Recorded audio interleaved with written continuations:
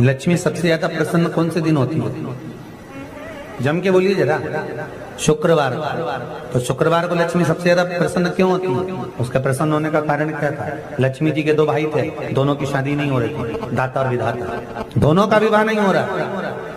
और दाता विधाता के लिए लक्ष्मी बड़ी परेशान थी, रोज नारायण से कहती थी प्रभु कुछ कृपा करिए, दाता विधाता का विवाह नहीं हो रहा, उम्र होती चली जा रही, इनका कुछ करिए प्रभु, आप नारायण आप कुछ तो कर सकते हो। भगवान नारायण ने तब लक्ष्मी से कहा एक काम करो, बेलपत्री के पेड़ के नीचे बैठकर लक्ष्मी तुम अनुष्ठान करो तुम्हारे भाइयों के विवाह के लिए। इसलिए आज भी हमारे हिंदू धर्म की रीति है कि बेलपत्री के पेड़ के नीचे शाम के समय लक्ष्मी का वासा होता है। इसलिए लोग इस बेलपत्री के पेड़ के नीचे तुम्हारा रात्रि को शाम को 6 बजे से लेकर रात्रि को 8 बजे तक तुम्हारा निवास। जैसे पीपल के पेड़ में देवताओं का निवास, आपको आप लोगों ने यदि पद्म पुराण पढ़ी होगी या सुनी होगी तो उसमें स्पष्ट कहा है। पीपल के वृक्ष की गणना ध्यान देना, पीपल के वृक्ष में सुबह 4 बजे से लेकर 7 बजे तक ब्रह्मा जी का वासा होता है। पीपल के वृक्ष में सुबह 7 बजे तक ब्रह्मा जी का वासा, 7 बजे से लेकर 10:30 बजे तक पीपल के वृक्ष में भगवान विष्णु का वासा। कितनी बजे तक? 10:30। 10:30 से लेकर 11:30-12 बजे तक पीपल के वृक्ष में पितरों का वासा होता है। इसलिए हमारे यहाँ पितरों को श्राद्ध पक्ष में जो भोजन कराया जाता है वो 10:30 से 12 के बीच में कराया। 12 बजे के बाद पीपल के वृक्ष में दोपहर के 1:30 बजे तक आहूतों का वासा रहता है। आहूत कौन? जो गर्भ में शांत हो गए, जो कुंवारी अवस्था में शांत हो गए, जो जन्म लेने के बाद उनका विवाह नहीं हुआ और शांत हो गए, उन आहूतों का वासा उस पीपल के वृक्ष में दोपहर में 1:30 बजे तक रहता है। उसके बाद में प्रेतों का वासा चालू होता है। इसलिए दोपहर के समय पीपल के पेड़ की परिक्रमा नहीं। फिर शाम को 4 बजे से 7 बजे तक पीपल के वृक्ष में शंकर जी का वासा होता है। इसलिए शाम के समय पीपल की परिक्रमा नहीं। 7 बजे के बाद में पीपल के वृक्ष में रात्रि को 9 बजे तक कुबेर का वासा होता है। फिर 9 बजे के बाद में प्रेतवास चालू होता है। उसी तरह बेलपत्री का जो वृक्ष है, उस बेलपत्री के वृक्ष के नीचे रात्रि को 8 बजे से लेकर 12 बजे तक बेलपत्री के पेड़ के नीचे कुबेर का निवास होता है। महाराज कुबेर का निवास। प्रयास करा करो किसी बेलपत्री के पेड़ के नीचे हम दीप लगाएं, घी का दीप। यदि संपदा की कमी हो तो, अगर भगवान ने खूब संपदा दी है तो भले मत लगाओ, कोई दिक्कत। महामृत्युंजय मंत्र का यदि आप जाप करते और आपको मालूम पड़ गया कि शरीर में मुझे ये रोग हो गया है, मुझे शुगर हो गया है, मुझे बीपी हो गया है, मेरा ब्लड प्रेशर ऊंचा नीचा रह रहा है, कोई भयंकर रोग, मेरे रिश्तेदार को कोई कैंसर जैसा रोग हो गया, किसी को कोई थायराइड हो गया, किसी को कोई किडनी और लीवर में सूजन हो गई, किसी को कहीं किडनी और लीवर में तकलीफ हो गई, तो शिव महापुराण की कथा कहती है, नवग्रह शिव महापुराण की कथा कहती है कि बेलपत्री के वृक्ष के नीचे महामृत्युंजय मंत्र का जाप जो शुक्रवार की शुक्रवार घी का दिया लगा कर करता है, उसके रोग बाबा देवाधिदेव महादेव समाप्त करते चले जाते हैं। ये संजीवनी मंत्र शुक्रवार के दिन भगवान शंकर को शुक्र को दिया था, इसलिए उसको शुक्रवार के दिन बेलपत्री के वृक्ष के नीचे बैठ घृत का दिया लगाकर शरीर में जो रोग है उसका स्मरण कर कर शंकर जी से विनय कर कर,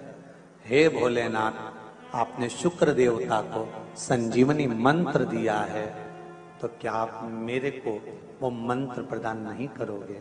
मेरे रोग, मेरी बीमारी, मेरे दुख को आप नहीं हरोगे? शिव से कहो ये शरीर आपने दिया है और भजन करने के लिए दिया है, स्मरण करने के लिए दिया है, कीर्तन करने के लिए दिया है, तो संभालोगे भी आप। और बेलपत्री की ओर मुख कर कर घी का दिया लगाकर महामृत्युंजय मंत्र का स्मरण कर लेने पर धीरे धीरे धीरे धीरे धीरे धीरे वो रोग समाप्ति की ओर। शंकर भगवान को तुलसी नहीं केवल एक बैकुंठ चतुर्दशी के दिन चढ़ती है, वो भी रात्रि के समय पर 12 से 4। शंकर भगवान को तुलसी नहीं चढ़ती। पद्म पुराण कहती है कि शंकर भगवान के मंदिर के बाहर जो तुलसी का वृंद लगाया जाता है, शिव जी के मंदिर के बाहर जो तुलसी का पौधा लगा रहता है या लगाया जाता है, उस तुलसी के पौधे में जितनी मंजरियां लगती हैं, उस मंजरियों में जितने दाने लगते हैं, उतने दाने गिन लिए जाएं और उतने समय का बैकुंठ का वास उस मनुष्य को प्राप्त हो जाता है मृत्यु के बाद। कितना विचित्र बात है, शंकर को तुलसी नहीं चढ़ती, पर शंकर के दरवाजे के बाहर शिव के द्वार पर जो तुलसी का पौधा लगा है, किसी ने लगाया है, किसी ने रोपित करा है, उस पौधे में जितनी मंजरियां लगी हैं, उस मंजरियों में जितने दाने लगे हैं, उस दाने जितने हैं उसको काउंट करा जाए, उसके बराबर उतने ही 1000 वर्षों तक उस जीवात्मा को वैकुंठ का वास मिलता है। क्यों?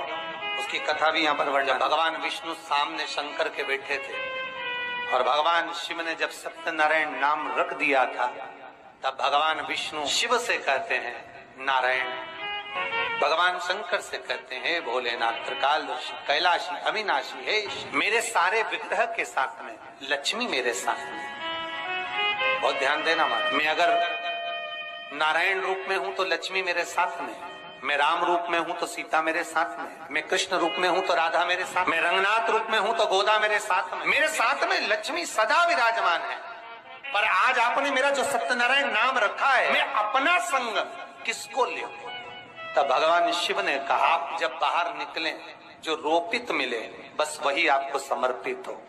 तुलसी का पौधा रोपित था, उस तुलसी के दल को भगवान नारायण ने अपना संग बनाया। और बहुत ध्यान देना, सत्यनारायण की कथा हो, चाहे भागवत की कथा हो, चाहे विष्णु पुराण की कथा हो, इन सभी कथाओं में सबसे ज्यादा प्रसाद की महत्वता नहीं है जितनी तुलसी के दल की महत्वता है।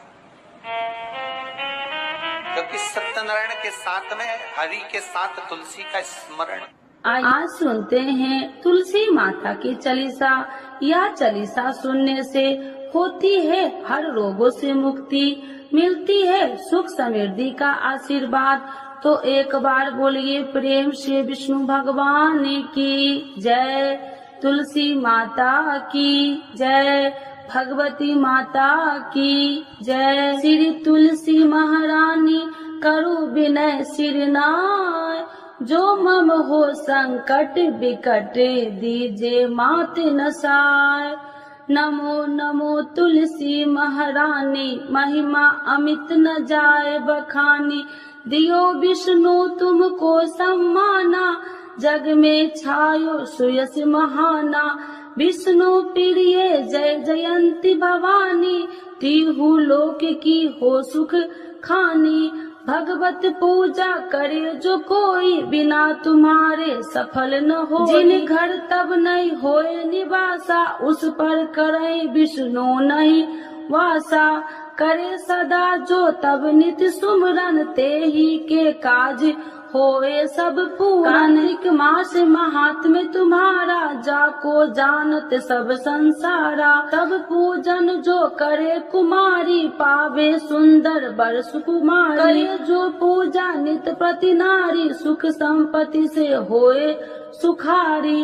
वृद्धा नारी करे जो पूजन, मिले भक्ति होवे पुलकित मन। श्रद्धा से पूजे जो कोई, भव निधि से तर जावे सोई। कथा भागवत यज्ञ करावे, तुम बिन नहीं सफलता पावे। छायो तब प्रताप जग भारी, ध्यावत तुम्हि सकल चितधारी। तुम्हि मात यत्र तंत्र में, सकल काज सीधे होवे क्षण में। औषधि रूप आप हो माता, सब जग में तब यश विख्याता।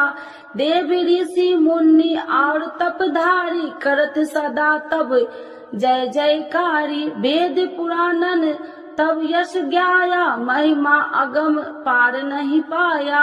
नमो नमो जय सुख कारिणी, नमो नमो जय दुख निवारिणी।